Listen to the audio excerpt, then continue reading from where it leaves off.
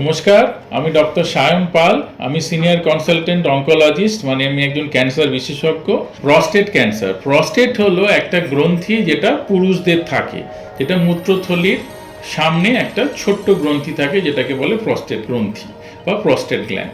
এই prostate গ্ল্যান্ডের cancer কিন্তু পুরুষদের ক্ষেত্রে খুব একটা কমন ক্যান্সার, মানে একটু বয়স্ক মানুষদের ক্ষেত্রে প্রস্টেট গ্ল্যান্ডের ক্যান্সারটা কিন্তু খুব বেশি পরিমাণে দেখা যায়। এইবার আসার কথা হলো, আমরা যখন স্টুডেন্ট ছিলাম তখন আমাদের এইটা বলা হতো, যদি ভগবান যদি কখনো অভিশাপ দিয়ে বলেন যে কোনো ক্যান্সার তোমার হবে, তুমি কোনটা নিতে চাইবে, তাহলে প্রস্টেট ক্যান্সারের কথা বললো। তার কারণ কি, প্রস্টেট ক্যান্সারটা কিন্তু সম্পূর্ণ সুস্থ করে দেওয়া যায়। প্রস্টেট ক্যান্সারের যে গ্রোথটা সেটা অতটা ফাস্ট নয় অন্যান্য ক্যান্সারের মতো, এবং এর খুব ভালো চিকিৎসা রয়েছে, যে চিকিৎসায় প্রস্টেট ক্যান্সারকে সম্পূর্ণ সুস্থ করে দেওয়া যায়। এমনকি স্টেজ 4 প্রস্টেট ক্যান্সারেও জীবনহানির আশঙ্কা অত্যন্ত কম এখনকার আধুনিক চিকিৎসার মাধ্যমে। তাকে বহু বছর তাকে সুস্থভাবে বাঁচিয়ে রাখা যায়। অন্যান্য ক্যান্সারের চাইতে প্রস্টেট ক্যান্সার ইভেন স্টেজ 4এও বহু দিন সুস্থভাবে বাঁচিয়ে রাখা যায়। এবার প্রস্টেট ক্যান্সারের লক্ষণগুলো কি, যেটা মূল সমস্যা হয় প্রস্টেট ক্যান্সারের ক্ষেত্রে, যেটা আমি এখানে ফিল করি প্রত্যেক দিন কাজ করার সময়, যে বহু ক্ষেত্রেই প্রস্টেট ক্যান্সারটা কিন্তু ডিটেকশনই হয় না। তার কারণ হলো, প্রস্টেট ক্যান্সারের সিমটমগুলো হলো, আমরা বলি লোয়ার ইউরিনারি ট্র্যাক্ট সিমটম, মানে আর্জেন্সি, মানে প্রস্রাবের খুব তাড়াতাড়ি বেগ পেয়ে যাওয়া এবং ধরে রাখতে না পারা, ঘন ঘন প্রস্রাব হওয়া, রাত্রিবেলা বারবার প্রস্রাব হওয়া এবং প্রস্রাব ধরে রাখতে না পারা। এবার এই সিমটমগুলো কিন্তু অনেক ক্ষেত্রে বিনাইন হাইপারট্রফি অফ প্রস্টেট বলে, বিএইচপি বলে, বিনাইন হাইপারপ্লাসিয়া, সেই ক্ষেত্রেও কিন্তু হয়, এবং সেটা আরও কমন একটা অসুখ পুরুষদের ক্ষেত্রে। এবং বেশিরভাগ ক্ষেত্রেই এই সিমটমগুলোকে কিন্তু বিনাইন হাইপারট্রফি বলে সন্দেহ করে ওই ওষুধের মাধ্যমে বহুদিন চলে, এবং যখন অসুখটা ছড়িয়ে যায় তখন ডায়াগনোসিস হয়। মনে রাখবেন, যে কোনো পুরুষ মানুষ, যদিও এটা বয়স্কদের হয়, তবু বলছি 50 বছরের উপরে, আমরা আগে বলতাম, আমি কিন্তু কিছু কম বয়সী পুরুষের ক্ষেত্রেও আমি দেখতে পেয়েছি। তাই আমি বলবো 40-45 বছরের বেশি পুরুষদের যদি এই ধরনের সিমটমগুলো হয়, লোয়ার ইউরিনারি ট্র্যাক্ট সিমটম, তাহলে খুব সিম্পল একটা ব্লাড টেস্ট রয়েছে, সেটাকে বলে serum PSA test, prostate specific antigen test. সেই ব্লাড টেস্টটা করান। যদি দেখা যায় সেই ব্লাড টেস্টে পিএসএটা স্বাভাবিকের চাইতে বেশি, তাহলে কিন্তু আমাদের আরও একটু ইনভেস্টিগেশন করতে হবে। সেই ইনভেস্টিগেশনটা কি, সেটাকে বলা হয় এক ধরনের এমআরআই। এমআরআই আপনারা জানেন, এটাতে একটু স্পেশাল টাইপের এমআরআই লাগে, বলে মাল্টি প্যারামেট্রিক এমআরআই। এবং মাল্টি প্যারামেট্রিক এমআরআইতে যদি দেখা যায় যে ক্যান্সার সন্দেহের কিছু নেই, তাহলে আর কিছু না করলেও চলে, ওষুধেই কাজ হবে। কিন্তু যদি মনে হয় যে ক্যান্সারের কিছু সন্দেহ রয়েছে, তাহলে আমাদের একটা trans rectal ultrasound guided biopsy করতে হয়, এবং বায়োপসিতে ক্যান্সার এলে ক্যান্সারের চিকিৎসা করতে হবে। একটা জিনিস মনে রাখবেন, প্রস্টেট ক্যান্সার এমন একটা ক্যান্সার যেটা কিন্তু অপারেশন বা সার্জারি ছাড়াই সম্পূর্ণ সুস্থ করা যায়, এবং সার্জারি ছাড়া যে চিকিৎসা হয় সেটাতে সাইড এফেক্টের হারও অনেক কম। প্রস্টেট ক্যান্সারের চিকিৎসা কি?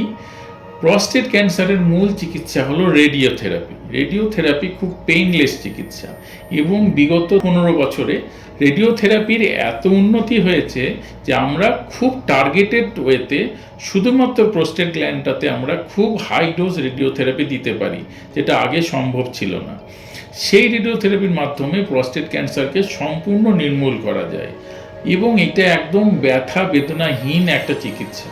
আমার অনেক রোগী রয়েছেন যারা অফিসে কাজ করেন, তারা রেগুলার অফিসে কাজ করছেন এবং রেডিওথেরাপি নিয়ে যাচ্ছেন। এইটা বলার কারণ হলো, চিকিৎসাটা কতটা সোজা সেইটা বোঝানোর জন্য, যে এর সাইড এফেক্টসের হার বা অন্যান্য সমস্যা কতটা কম, যে সম্পূর্ণ নর্মাল লাইফ লিড করেও চিকিৎসাটা করা যায়। প্রস্টেট ক্যান্সার চিকিৎসার দুটো স্তম্ভ, একটা হলো অ্যান্ড্রোজেন ডিপ্রাইভেশন থেরাপি, আর একটা হলো রেডিওথেরাপি।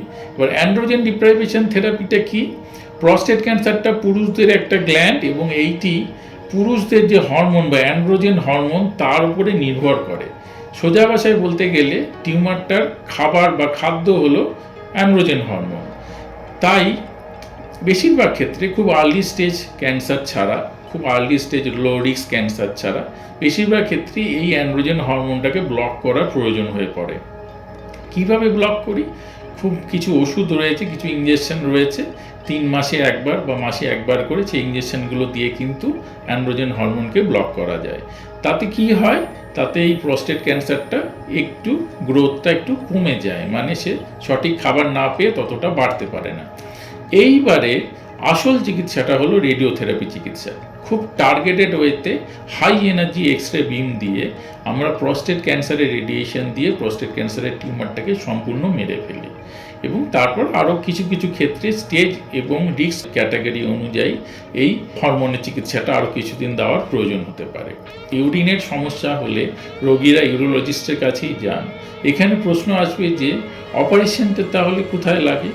অপারেশন খুব আর্লি স্টেজে লো রিস্ক প্রস্টেট ক্যান্সারের ক্ষেত্রে অপারেশনও একটা চিকিৎসার উপায়। সেই জন্য অপারেশন, এবং বিশেষত রোবোটিক প্রস্টেটেক্টমি বলে একটা অপারেশন হয়। মনে রাখবেন, প্রস্টেটের অপারেশন কিন্তু ট্রান্সইউরেথ্রাল রিসেকশন অফ প্রস্টেট নয়। যে অপারেশনটা বারবার করা হয় অনেক জায়গায় দেখা গেছে, এটা আমি সবাইকে জানিয়ে দিতে চাই, প্রস্টেট গ্ল্যান্ডটাকে সম্পূর্ণ রিমুভ না করলে সেটা প্রস্টেট ক্যান্সারের চিকিৎসা হয় না। আর transurethral resection of prostate বা টিইউআরপি হলো ইউরেথ্রার মধ্যে দিয়ে এন্ডোস্কোপি করে ওই তার চারপাশে কুড়ে কুড়ে কিছুটা প্রস্টেট গ্ল্যান্ড বের করে নেওয়া। এইটা কিন্তু প্রস্টেট ক্যান্সারের অপারেশন নয়। এইটি অপারেশন হলো বিনাইন হাইপারট্রফি প্রস্টেটের, যেখানে প্রস্টেট গ্ল্যান্ডের মাঝখানের লোকটা বড় হয়ে প্রস্রাবের রাস্তাটাকে সরু করে দেয়, সেটাকে চেঁচে পরিষ্কার করে দিতে হয়। প্রস্টেট ক্যান্সার কিন্তু এই অপারেশনে সুস্থ হয় না। এবার রোবোটিক প্রস্টেটেক্টমি করেও prostate cancer intermediate risk stage অবধি সুস্থ করা যায়, হাই রিস্কে করা যায় না, মানে একটা স্টেজ অবধি করা যায়। কিন্তু দেখা যায় বেশিরভাগ ক্ষেত্রে যে অপারেশনের পরে আবার রেডিয়েশন দেওয়ার প্রয়োজন হয়, এবং অপারেশনের পরে যে মূল সমস্যাটা হয় সেটা হলো যে ইনকন্টিনেন্স, মানে ইউরিন ধরে রাখতে না পারা। অনেক ক্ষেত্রে ডায়াপার পরে থাকতে হয়।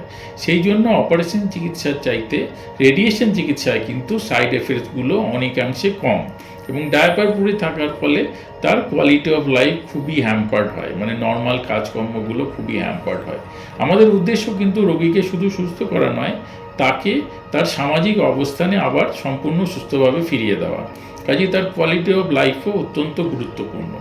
প্রস্টেট ক্যান্সার ইভেন্ট আমি যে প্রথমে বললাম যে স্টেজ 4-এও আমরা বহুদিন বাঁচাতে পারি, তার কারণ নতুন নতুন ভালো ভালো ওষুধ এসেছে, এবং অল্প লো ভলিউম মেটাস্টেসিস, মানে যদি খুব বেশি জায়গায় না ছড়িয়ে যায়, তাহলে রেডিওথেরাপি চিকিৎসাও কিন্তু এতে ভালো কাজ দেয়, এবং রোগী অনেক বছর সুস্থভাবে এই ওষুধগুলো খেয়ে বেঁচে থাকতে পারেন। মনে রাখবেন, প্রস্টেট ক্যান্সার সম্পূর্ণভাবে সারিয়ে তোলা সম্ভব, কিন্তু অবহেলা করলে প্রস্টেট ক্যান্সার শরীরে ছড়িয়ে যেতে পারে, এবং ছড়িয়ে গিয়ে নানাবিধ সমস্যার উৎপত্তি করতে পারে। মূল সমস্যা হলো হাড়ে ছড়িয়ে গিয়ে হাড় ভেঙে যাওয়া বা হাড়ে তীব্র যন্ত্রণা হওয়া, যেইটা কিন্তু মানুষকে শয্যাশায়ী করে দেয়। এই ধরনের প্রস্টেট ক্যান্সারে যখন আমরা আগেই বুঝতে পারি সিমটম, এবং আমাদের স্ক্রিনিং টেস্ট রয়েছে, সিম্পল ব্লাড টেস্ট রয়েছে সিরাম পিএসএ, এটা বিভিন্ন উন্নত দেশে অ্যাজ এ স্ক্রিনিং টুল হিসেবে ব্যবহার করা হয়। মানে সমস্ত সুস্থ পুরুষদেরই এই ব্লাডের টেস্টটা একবার করে করা হয় দেখার জন্য যে পিএসএ বেশি না কম। কাজে এত একটা সহজ পদ্ধতি পরীক্ষা থাকা সত্ত্বেও যেন প্রস্টেট ক্যান্সার কখনোই আমাদের স্টেজ 4 বা সারা শরীরে ছড়িয়ে যাওয়ার পরে ডিটেকশন না হয়, এইটুকু সচেতনতা থাকলেই সমস্ত পুরুষ মানুষকে কিন্তু আমরা প্রস্টেট ক্যান্সার থেকে সম্পূর্ণ সারিয়ে তুলতে পারি। নমস্কার। আমরা আজকে ক্যান্সার নিয়ে কিছু আলোচনা করলাম। ক্যান্সার নিয়ে তার সচেতনতামূলক আলোচনার জন্য আপনারা সাবস্ক্রাইব করুন এবং ফলো করুন মাই হেলথ। এই চ্যানেলে আমরা ক্যান্সার বিষয়ে বিভিন্ন ধরনের আলোচনা আরও পরবর্তীতে করব।